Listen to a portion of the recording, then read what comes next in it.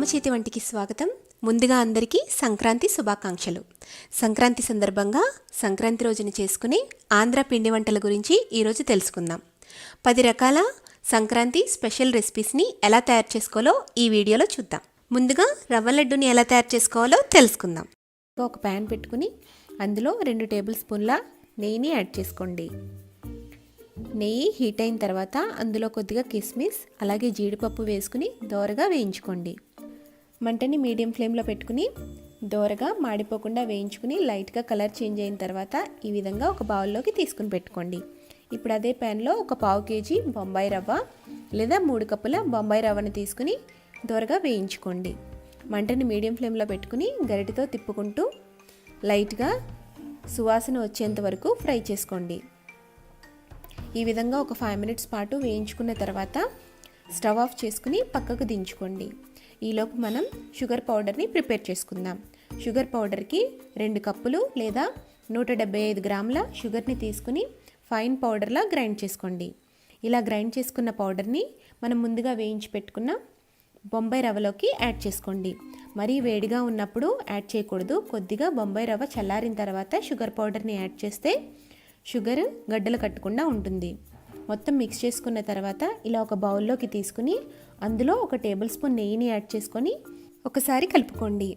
ఇప్పుడు అందులో ఒక 1/2 కప్పు మరిగించిన పాలని యాడ్ చేసుకుని మిక్స్ చేసుకోండి. లేదా తగినన్ని పాలని మనం ఉండకట్టుకోవడానికి వీలైనన్ని పాలని యాడ్ చేసుకొని మిక్స్ చేసుకోండి. ఎక్కువ పాలని యాడ్ చేసినా తక్కువ పాలని యాడ్ చేసినా ఉండలు సరిగా రావు కాబట్టి తగినన్ని పాలు వేసుకుని కలుపుకోండి. ఇప్పుడు ఒక బౌల్లో కొద్దిగా పాలని యాడ్ చేసుకుని అందులో చేతిని తడుపుకుంటూ ఈ విధంగా ఉండల్లా చుట్టుకోండి. కొద్దిగా నూకని చేతిలోకి తీసుకుని అందులో ఒక జీడిపప్పు అలాగే కిస్మిస్ కూడా పెట్టుకుని గట్టిగా ఉండల్లా చుట్టుకోండి. ఈ విధంగా రవ్వ లడ్డూల్ని ప్రిపేర్ చేసుకోవాలి. ఈ లడ్డూలు ఈజీగా మనకి రౌండ్గా బాల్స్లా తయారైపోతాయి. ఈ విధంగా అన్ని రవ్వ లడ్డూల్ని తయారు చేసుకుని ఒక ప్లేట్లోకి పెట్టుకోండి. ఇలా తయారైన లడ్డూలు ఒక 10 మినిట్స్ తర్వాత గట్టి పడిపోతాయి. వీటిని మనం 10 డేస్ వరకు పాడవకుండా స్టోర్ చేసుకోవచ్చు. అంతే, టేస్టీ రవ్వ లడ్డూలు రెడీ అయిపోయాయి. ఇందులో ఇష్టమైన వాళ్ళు కొద్దిగా ఇలాచీ పౌడర్ని కూడా యాడ్ చేసుకోవచ్చు. ఇప్పుడు మినప జంతికల్ని ఎలా తయారు చేసుకోవాలో చూద్దాం. ఒక గిన్నె తీసుకుని అందులో 2 గ్లాసుల దోరగా వేయించుకున్న మినపగుళ్ళని యాడ్ చేసుకోండి. 2 గ్లాసుల మినపగుళ్ళు తీసుకుంటున్నాం కాబట్టి దానికి 6 గ్లాసుల బియ్యాన్ని యాడ్ చేసుకోండి. మనం ఎంతైతే మినపప్పు తీసుకుంటున్నామో దానికి 3 బియ్యాన్ని యాడ్ చేసుకోవాలి. ఇప్పుడు ఈ మొత్తాన్ని మెత్తటి పిండిలాగా మిల్లు పట్టించుకోండి. ఈ విధంగా సాఫ్ట్గా పిండిని తయారు చేసుకుని పెట్టుకోవాలి. ఇప్పుడు ఇందులో 2 టేబుల్ స్పూన్ల వెన్నని యాడ్ చేసుకోండి. లేదా ఆయిల్ని కాగబెట్టి ఆ వేడివేడి ఆయిల్ని కూడా యాడ్ చేసుకోవచ్చు. ఇప్పుడు 1 టేబుల్ స్పూన్ కారాన్ని యాడ్ చేసుకోండి. కారం తగినట్టు తీసుకోండి. ఇప్పుడు 1/2 టీ స్పూన్ వాముని యాడ్ చేసుకోండి. వాముకి బదులుగా నువ్వులు ఇష్టపడే వాళ్ళు 1 టేబుల్ స్పూన్ నువ్వుల్ని కూడా యాడ్ చేసుకోవచ్చు. ఇప్పుడు టేస్ట్కి తగ్గట్టు సాల్ట్ని యాడ్ చేసుకుని ఈ వెన్న పిండి మొత్తం కలిసేటట్టుగా పొడి పొడిగా మొత్తం కలుపుకోండి. ఈ విధంగా మొత్తం కలుపుకున్న తర్వాత అందులో గోరువెచ్చని వాటర్ని కానీ లేదా రెగ్యులర్ వాటర్ని కానీ వేసుకుని మొత్తం మిక్స్ చేసుకోండి. జంతికల పిండి బాగా మిక్స్ చేసుకుంటూ ఈ కన్సిస్టెన్సీ వచ్చేలాగా కలుపుకోండి. ఇలా కలుపుకుని ఒక 10 మినిట్స్ నానబెట్టుకోండి. ఆ తర్వాత జంతికల గొట్టానికి లోపల వాటర్ని కానీ ఆయిల్ని కానీ అప్లై చేసుకుని ఈ పిండి ముద్దలోంచి కొద్ది కొద్దిగా పిండి ఉండల్ని తీసుకుని జంతికల గొట్టంలో కూరుకోండి. కొద్దిగా వెలుతుగా కూరుకుని జంతికల గొట్టాన్ని అరేంజ్ చేసుకోండి. ఇలా అరేంజ్ చేసుకుని డీప్ ఫ్రైకి ఆయిల్ పెట్టుకోండి. ఆయిల్ బాగా హీట్ అవ్వనివ్వండి. ఆయిల్ బాగా హీట్ అయిన తర్వాత మంటని మీడియం ఫ్లేమ్లో పెట్టుకుని జంతికల్ని ఈ విధంగా ఒత్తుకుంటూ వేయించుకోండి. జంతికల గొట్టం హోల్స్ కొద్దిగా మీడియంగా ఉండాలి. మరీ లావుగా కాకుండా సన్నగా కాకుండా మీడియంగా ఉంటే జంతికలు బాగా వస్తాయి. ఇప్పుడు 2 వైపులా ఈవెన్గా వేగేటట్టు వేయించుకోండి. ఈ జంతికలు మినప్పిండితో చేసాం కదా, అందుకని మరీ కలర్ రావు. బాగా కలర్ వచ్చేంత వరకు వేయించిన అవసరం లేదు. అలా వేయిస్తే ఈ జంతికలు గట్టిగా వచ్చేస్తాయి. సో లైట్గా గోల్డెన్ కలర్ వచ్చిన తర్వాత కొద్దిగా క్రిస్పీ అయిన తర్వాత వీటిని తీసుకుని గిన్నెలోకి వేసుకోండి. ఇదే విధంగా అన్ని జంతికలు తయారు చేసుకోండి. నెక్స్ట్ కరకరలాడే చెక్కలు ఎలా తయారు చేసుకోవాలో చూద్దాం. ముందుగా 1 కేజీ బియ్యాన్ని 8 అవర్స్ పాటు వాటర్లో నానబెట్టుకోండి. 8 గంటల తర్వాత ఈ వాటర్ మొత్తాన్ని చిల్లుల గిన్నెలో వేసుకుని డ్రైన్ చేసుకోండి. బియ్యం మొత్తం పొడి పొడిగా అయిన తర్వాత వీటిని మిల్లు పట్టించుకుని తడిపిండిని సిద్ధం చేసుకోండి. తడిపిండితో చెక్కలు తయారు చేయడం వల్ల చెక్కలు క్రిస్పీగా క్రంచీగా వస్తాయి. దీనికి బదులుగా మనం రెగ్యులర్ రైస్ ఫ్లోర్ని కూడా యూస్ చేసుకోవచ్చు. ఇప్పుడు ఒక మిక్సీ జార్లో ఒక 10 పచ్చిమిరపకాయలని యాడ్ చేసుకుని మెత్తగా గ్రైండ్ చేసుకోండి. ఇది కారానికి తగినట్టు చూసుకోండి. ఇప్పుడు ఇందులో 1 టేబుల్ స్పూన్ జీలకర్ర, అలాగే గుప్పెడు కరివేపాకుని కూడా యాడ్ చేసుకుని కోర్స్గా గ్రైండ్ చేసుకోండి. మరీ మెత్తగా కాకుండా బరగ్గా గ్రైండ్ చేసుకోండి.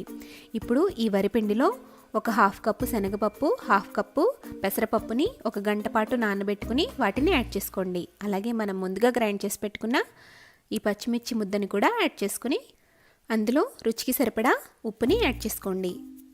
సాల్ట్ని యాడ్ చేసుకున్న తర్వాత అందులో 2 టేబుల్ స్పూన్ల వెన్నని యాడ్ చేసుకోండి. వెన్న లేని వాళ్ళు కొద్దిగా నూనెని గోరువెచ్చగా చేసుకుని ఆ వేడివేడి నూనెని యాడ్ చేసుకుని కలుపుకోండి. వెన్నని కరిగించి కూడా యాడ్ చేసుకోవచ్చు.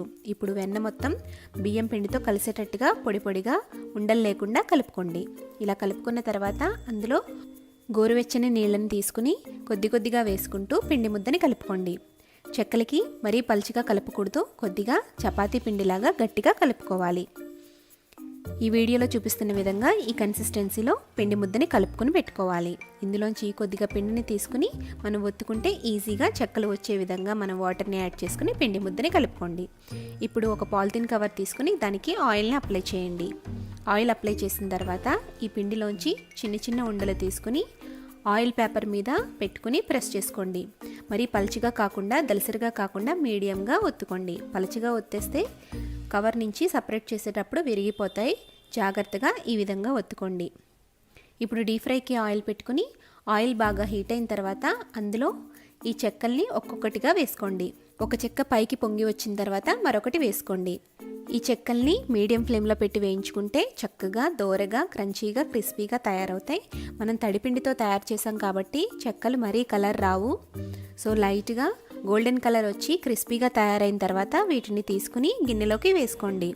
ఇదే విధంగా అన్ని చెక్కల్ని ప్రిపేర్ చేసుకోండి. అంతే, ఎంతో టేస్టీగా క్రిస్పీగా క్రంచీగా ఉండే చెక్కలు రెడీ. ఇప్పుడు ఆంధ్ర అరిసెల్ని ఎలా తయారు చేసుకోవాలో తెలుసుకుందాం. ముందు 1 కేజీ బియ్యాన్ని తీసుకుని 24 గంటల పాటు నానబెట్టుకోండి. మధ్య మధ్యలో వాటర్ చేంజ్ చేసుకుంటూ బియ్యాన్ని నానబెట్టుకోవాలి. ఇలా నానిన బియ్యాన్ని వాటర్ లేకుండా డ్రైన్ చేసుకుని ఆ బియ్యాన్ని రోట్లో కానీ లేదా మిక్సీ జార్లో కానీ వేసుకుని మెత్తగా బ్లెండ్ చేసుకోవాలి.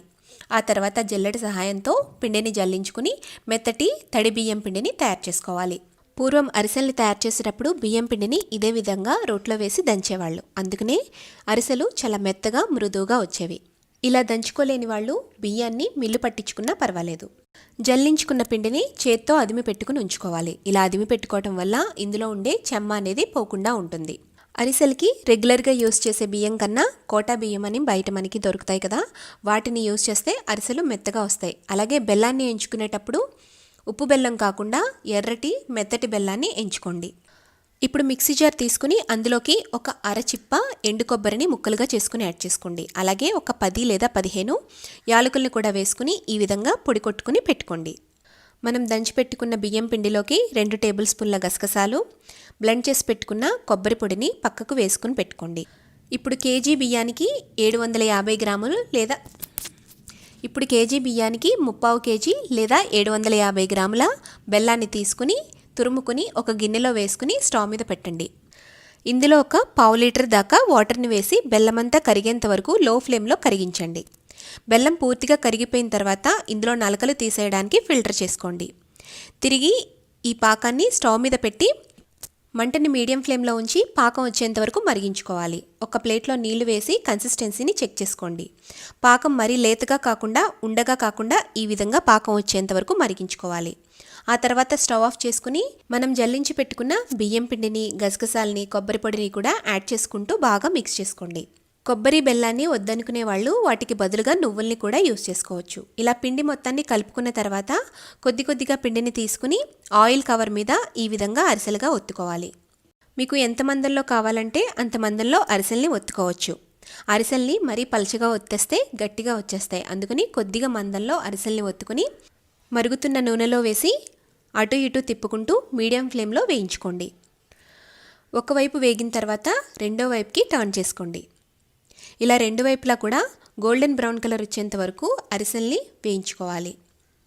అరిసెల్ని మీడియం ఫ్లేమ్లో పెట్టుకుని మాత్రమే వేయించుకోవాలి. ఇలా వేగిన అరిసెల్ని పూరి ప్రెస్సర్తో కానీ లేదా అరిసెలు ఒత్తుకునే గరిటెలతో కానీ మధ్యలో పెట్టి ఆయిల్ పోయేంత వరకు ఒత్తుకోండి.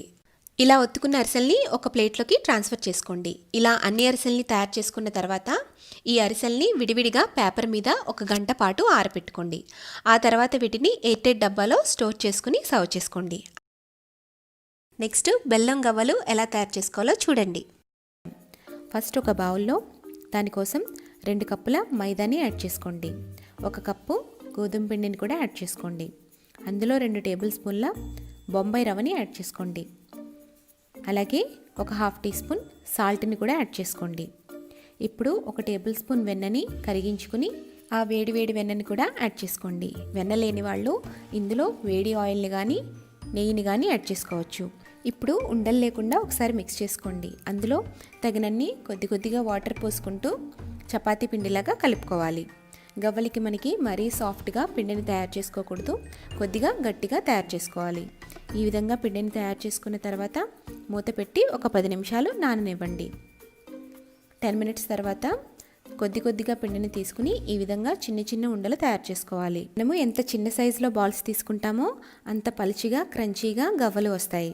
ఇప్పుడు ఒక గవ్వ పీటని కానీ లేదా ఒక కొత్త దువ్వెన్ని కానీ లేదా స్టీల్ ఫోర్క్ని కానీ తీసుకోండి. ఇప్పుడు ఈ గవ్వల పీట మీద మనం తయారు చేసుకున్న చిన్న ఉండలను తీసుకుని ఈ విధంగా బొటనవేలుతో ప్రెస్ చేసుకుంటూ కిందకి రోల్ చేయండి. మనం చిన్న బాల్స్ తీసుకున్నాం కాబట్టి గవ్వ ఈ విధంగా పలుచగా నైస్గా వస్తుంది. అదే మీరు లావు ఉండలు తీసుకుంటే గవ్వలు దలసరిగా వచ్చేస్తాయి, సరిగా వేగవు, క్రంచీగా రావు. ఇదే విధంగా అన్ని గవ్వలను తయారు చేసుకుని పక్కన పెట్టుకోండి. ఇప్పుడు డీప్ ఫ్రైకి ఆయిల్ పెట్టుకుని ఆయిల్ హీట్ అయిన తర్వాత ఆ ఆయిల్లో ఎన్ని గవ్వలు పడతాయో అన్ని గవ్వల్ని యాడ్ చేసుకోండి. యాడ్ చేసుకున్న తర్వాత మంటని మీడియం ఫ్లేమ్లో పెట్టుకుని జాగ్రత్తగా గరిటతో తిప్పుకుంటూ వేయించుకోండి. ఈవెన్గా వేయించుకోవాలి. మంటని హై ఫ్లేమ్లో పెడితే పైన మాడిపోయి మధ్యలో మెత్తగా ఉండిపోతాయి అన్నమాట. ఈ విధంగా గోల్డెన్ బ్రౌన్ కలర్ వచ్చిన తర్వాత తీసుకుని పక్కన పెట్టుకోండి. ఇదే విధంగా అన్ని గవ్వలను వేయించుకోండి. ఇప్పుడు మనం పాకం ప్రిపేర్ చేసుకుందాం. దానికోసం ఒక ప్యాన్లో 1 కప్పు తురుముకున్న బెల్లాన్ని యాడ్ చేసుకోండి. ఇక్కడ 3 కప్పుల పిండి కోసం మనం 1 కప్పు బెల్లాన్ని యూజ్ చేస్తున్నాం. అందులో 1/2 కప్పు వాటర్ని యాడ్ చేసి బెల్లం కరిగేంత వరకు గరిటతో తిప్పుకుంటూ ఉండండి.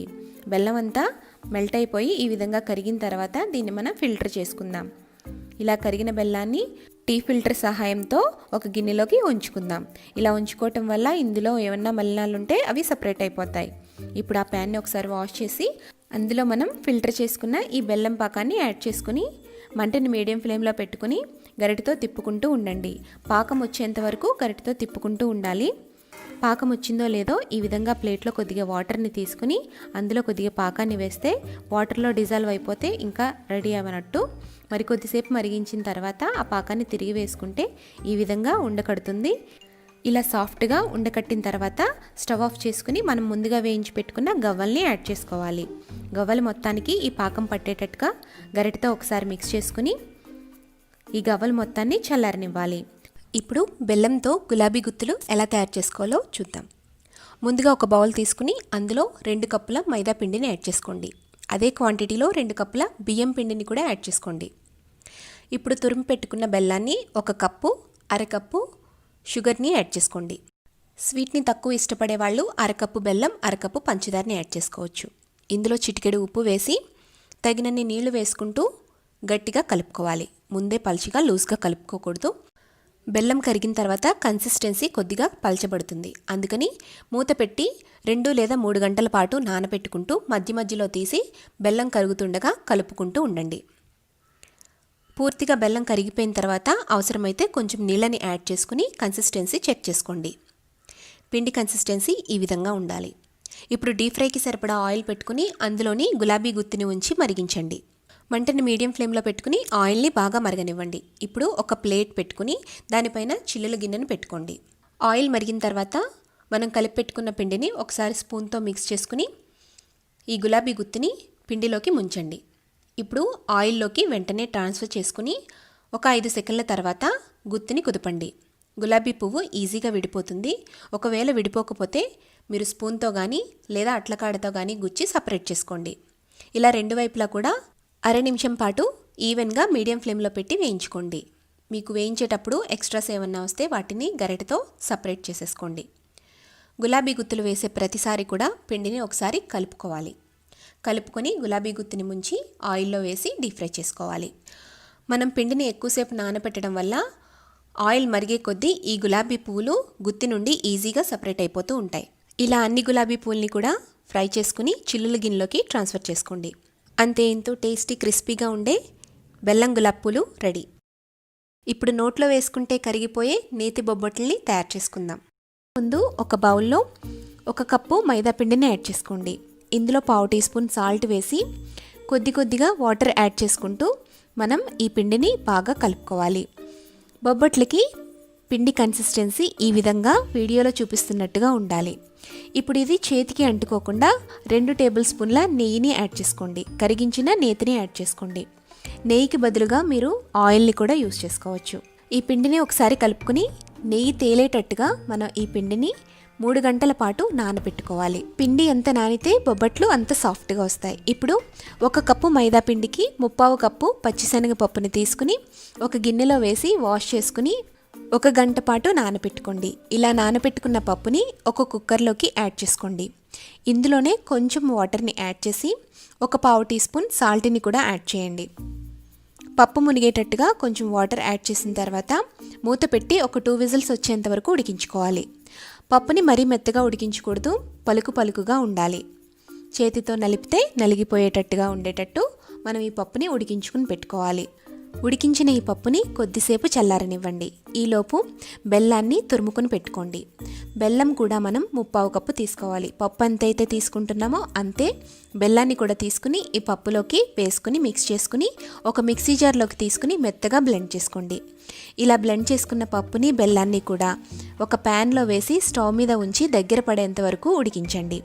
తర్వాత ఇందులో 1/2 టీ స్పూన్ యాలకుల పొడి, 2 టీ స్పూన్ల నెయ్యిని యాడ్ చేసి లో ఫ్లేమ్లో కదుపుతూ ఉండండి.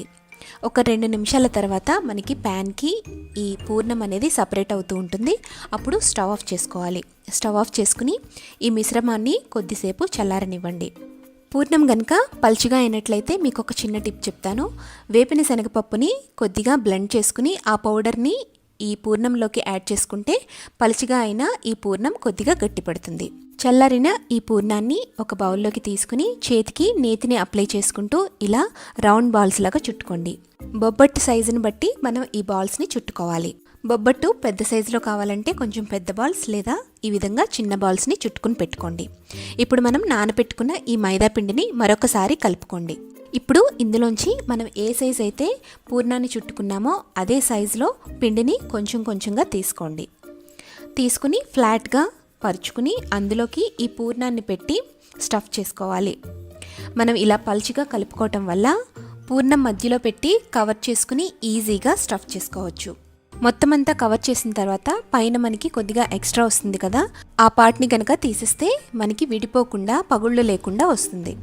మరొకసారి పూర్ణాన్ని ఏ విధంగా స్టఫ్ చేసుకోవాలో ఒకసారి వీడియోలో చూడండి. పిండిని స్ప్రెడ్ చేసుకుని మధ్యలో పూర్ణాన్ని పెట్టి చుట్టుకున్న తర్వాత పైన ఎక్స్ట్రా ఉన్న పార్ట్ని తీసేసి రౌండ్ బాల్ లాగా చుట్టుకోండి. ఇలా చుట్టుకున్న ఈ బాల్ని ఒక పాలిథిన్ కవర్ పెట్టుకుని దానిపైన కొద్దిగా నేతిని అప్లై చేసి చేత్తో ఈ విధంగా ఈవెన్గా స్ప్రెడ్ చేసుకోండి. చేత్తో స్ప్రెడ్ చేసుకోవడం వల్ల మనకి ఈవెన్గా వస్తుంది. మీకు ఇలా కనుక కష్టము అనిపిస్తే దీనికి బదులుగా మనం పూరీ ప్రెస్సర్ని కూడా యూస్ చేసుకోవచ్చు.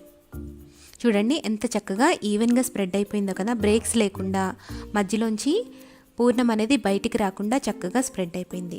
కవర్కి నేతిని అప్లై చేయడం వల్ల కవర్ నుంచి కూడా ఈజీగా మనకి సపరేట్ అయిపోతుంది.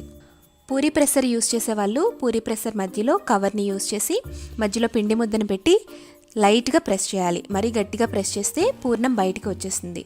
లైట్గా ప్రెస్ చేస్తే మనకి పూర్ణం బొబ్బట్టు రెడీ అయిపోతుంది. ఇప్పుడు స్టవ్ మీద తవా పెట్టుకుని బాగా హీట్ అవనివ్వండి. తవా ఫుల్గా హీట్ అయిన తర్వాత దీనిపైన కొంచెం నేతిని అప్లై చేయండి. తర్వాత మనం స్ప్రెడ్ చేసుకున్న ఈ బొబ్బట్టుని పైన వేసి కొంచెం చేతితో ఈ విధంగా చుట్టూ కూడా ఈవెన్గా స్ప్రెడ్ చేసుకుని పైన కొంచెం నేతిని అప్లై చేయండి. ఈ ప్రాసెస్ అంతా కూడా మీడియం టు హై ఫ్లేమ్లో పెట్టుకుని చేసుకోవాలి. బొబ్బట్ని మరీ ఎక్కువ కాల్చకూడదు, ఎక్కువ కాల్చేస్తే గట్టిగా వచ్చేస్తాయి. ఇలా నేతిని అప్లై చేసుకుంటూ అటు ఇటు కూడా కాల్చుకుంటూ ఈవెన్గా వేయించుకోండి. మీడియం టు హై ఫ్లేమ్లో పెట్టుకుని చక్కగా ఈ విధంగా వేగిన తర్వాత బొబ్బట్ని తీసి హాట్ బాక్స్లోకి ట్రాన్స్ఫర్ చేసుకోండి. ఇదే విధంగా అన్ని బొబ్బట్లని కూడా ఒకదాని తర్వాత ఒకటి తయారు చేసుకుని ఈవెన్గా నేతితో అటు ఇటు కూడా వేయించుకుంటే మన టేస్టీ నేతి బొబ్బట్లు రెడీ అయిపోతాయి. ఇప్పుడు గుల్ల మైసూర్ పాక్ని పర్ఫెక్ట్గా ఎలా తయారు చేయాలో చూడండి. ముందుగా దానికోసం 1 కప్పు శనగపిండిని తీసుకోండి. శనగపిండిని ఒక జల్లెడలో వేసి జల్లించుకోండి. ఇలా జల్లించుకోవటం వల్ల ఈ శనగపిండిలో ఏదైనా గడ్డలు గట్టిగా ఏమైనా ఉంటే సపరేట్ చేసేసుకోవచ్చు అనమాట. ఇలా జల్లించేసుకుని మెత్తటి శనగపిండిని తయారు చేసుకోండి. ఇప్పుడు ఇందులోకి 1 పావు టీ స్పూన్ బేకింగ్ సోడా లేదా బేకింగ్ పౌడర్ని యాడ్ చేసుకోండి. ఇప్పుడు అంతా కలిసేటట్టుగా మిక్స్ చేసుకుని పక్కన పెట్టుకోండి. తర్వాత స్టవ్ మీద ఒక తిక్కుగా ఉండే ప్యాన్ని పెట్టుకోండి. ఇందులోకి 2 కప్పుల షుగర్ని యాడ్ చేసుకోండి. మనం 1 కప్పు శనగపిండికి 2 కప్పుల షుగర్ని యాడ్ చేసుకోవాలి. మనం ఏ కప్పుతో అయితే శనగపిండి తీసుకున్నామో అదే కప్పుతో అన్నిటినీ కూడా మెజర్ చేసుకోండి. ఇందులోకి 1/3 కప్పు వాటర్ని కూడా యాడ్ చేసుకోండి. ఇప్పుడు మంటని మీడియం ఫ్లేమ్లోకి టర్న్ చేసుకుని గరిటెతో తిప్పుకుంటూ షుగర్ అంతా మెల్ట్ అయ్యేంత వరకు ఉంచండి. ఈలోపు ఒక గిన్నెకి ఆయిల్ని కానీ నెయ్యిని కానీ ఈ విధంగా గ్రీస్ చేసుకుని పెట్టుకోండి. అలాగే మరొక స్టవ్ మీద 1 కప్పు నూనె 1 కప్పు నెయ్యిని యాడ్ చేసుకోండి. నెయ్యిని ఇష్టం లేని వాళ్ళు 2 కప్పుల నూనెని యాడ్ చేసుకోవచ్చు. దీనిని లో ఫ్లేమ్లో పెట్టి మరిగించుకోండి. ఇది చిన్నగా మరిగేలోపు మనం పాకం చెక్ చేసుకుందాము. మంటని మీడియం ఫ్లేమ్లో పెట్టాం కాబట్టి షుగర్ కరిగిన తర్వాత 2 to 3 మినిట్స్లో మనకి పాకం రెడీ అయిపోతుంది. ఈ విధంగా వేలుతో ఇలా అంటే జస్ట్ అంటుకుంటున్నట్టు జస్ట్ తీగ పాకం వస్తే సరిపోతుంది. తీగ పాకం రాగానే మనం మంటని సిమ్లోకి టర్న్ చేసుకోవాలి. వెంటనే శనగపిండిని యాడ్ చేసుకుంటూ మిక్స్ చేసుకోవాలి. ఉండలు లేకుండా బాగా మిక్స్ చేసుకున్న తర్వాత ఒక 5 మినిట్స్ పాటు లో ఫ్లేమ్లోనే ఉంచి ఉడికించండి. 5 నిమిషాలు ఉడికించిన తర్వాత ఇందులోకి 1 చిటికెడు యాలకుల పొడిని యాడ్ చేసుకోండి. ఇందులోకి కావాలనుకుంటే కలర్ కోసం ఫుడ్ కలర్ని కూడా యాడ్ చేసుకోవచ్చు, ఎల్లో ఫుడ్ కలర్, కానీ నేను ఇక్కడ యాడ్ చేయట్లేదు. సో ఇప్పుడు మనకి ఒక 5 మినిట్స్ ఉడికిన తర్వాత ఇలా మరుగుతున్న నూనెని కొద్దిగా గరిటెతో యాడ్ చేసుకుంటూ మిక్స్ చేసుకుంటూ ఉండాలి. 1 మినిట్ 2 మినిట్స్కి ఒకసారి ఇలా గరిటెతో యాడ్ చేసుకుంటూ మిక్స్ చేసుకుంటూ ఉండాలి. మనం పాకం రెడీ అయిన తర్వాత ఈ ప్రాసెస్ అంతా కూడా సిమ్లో పెట్టుకుని ఈ విధంగా చేసుకుంటూ ఉండాలి. ఇది ఒక 15 to 20 మినిట్స్ పడుతుంది. మనం మరిగించిన ఈ 2 కప్స్ ఆయిల్ అంతా కూడా అయిపోయేంత వరకు ఈ ప్రాసెస్ని కంటిన్యూస్గా చేస్తూనే ఉండాలి. ఈ ఆయిల్ అంతా అయిపోయేలోపు మనకి మైసూర్ పాకం ఆల్మోస్ట్ రెడీ అయిపోతుంది. చూడండి, ఆయిల్ అంతా అయిపోయింది కదా. మనకి మైసూర్ పాకం కూడా ఎయిర్ బబుల్స్ వచ్చేసి డబల్ క్వాంటిటీలో తయారైపోయింది. అంటే ఇక్కడ మనకి మైసూర్ పాకం రెడీ అయిపోయింది అనమాట. ఇప్పుడు స్టవ్ ఆఫ్ చేసేసుకుని దీన్ని మనం గ్రీస్ చేసి పెట్టుకున్న గిన్నెలోకి ట్రాన్స్ఫర్ చేసుకోండి. లోతుగా ఉన్న గిన్నెలోకి ట్రాన్స్ఫర్ చేసుకుంటే మైసూర్ పాకం మంచి షేప్ వస్తుంది. ఇప్పుడు పైన ఈ విధంగా సర్ది పెట్టుకోండి. అంటే పైన జస్ట్ స్ప్రెడ్ చేసుకుంటే సరిపోతుంది, ప్రెస్ చేయొద్దు. ప్రెస్ చేస్తే ఏమవుతుందంటే లోపల బబుల్స్ అనేవి గుల్ల అనేది పోతుందనమాట. ఇలా స్ప్రెడ్ చేసుకున్న ఒక 2-3 మినిట్స్కి ఈ నైఫ్తోని ఇలా ఘాట్లు పెట్టుకోండి. ముందు హారిజాంటల్గా వెర్టికల్గా పైన ఘాట్లు పెట్టుకుని ఆ తర్వాత డీప్గా కట్ చేసుకోండి. అంచుల్ని కూడా ఒకసారి స్క్రాప్ చేసుకోండి. ఇలా చేసుకోవడం వల్ల మన మైసూర్ పాకు ఈజీగా గిన్నెలోంచి బయటకు వచ్చేస్తుంది అనమాట.